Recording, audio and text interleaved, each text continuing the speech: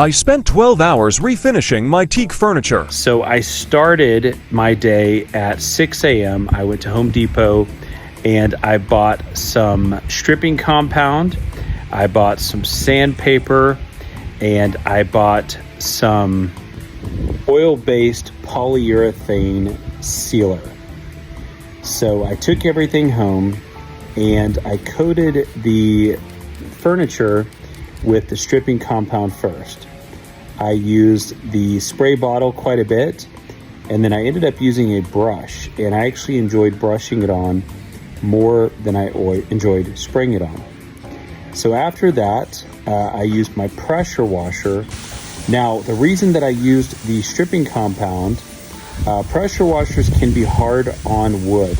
So you want to be very careful when you use a pressure washer. You don't want to use the highly concentrated tip. You want to use it in a way that goes along with the grain, and you want to try to make sure you're not carving any indentions in your furniture.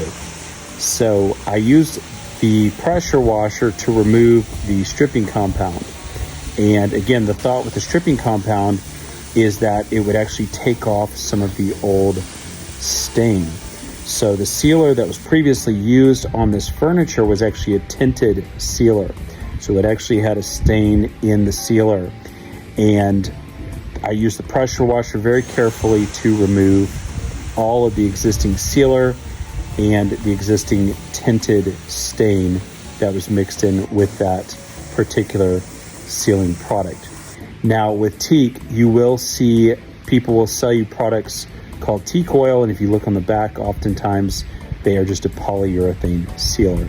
So personally, I like the idea of sealing the furniture rather than using an oil that's going to need to be applied much more frequently. So I spent quite a few hours with the pressure washer removing the existing finish off the wood.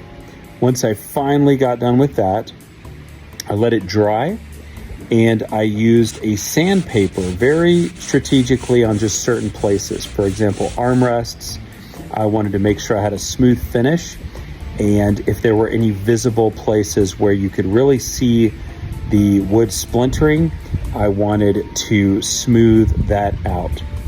So once I had the furniture nice and stripped down and also smoothed out in the places that mattered to me, I finally put a coat of poly on the furniture.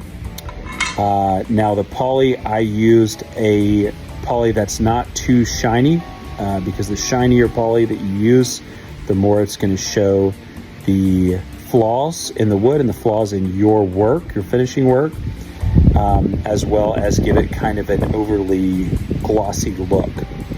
So I applied the poly. I actually came back and applied a second coat of poly. And all in all, guys, I spent 12 hours on this. I was extremely sore afterwards, and even today is the next day.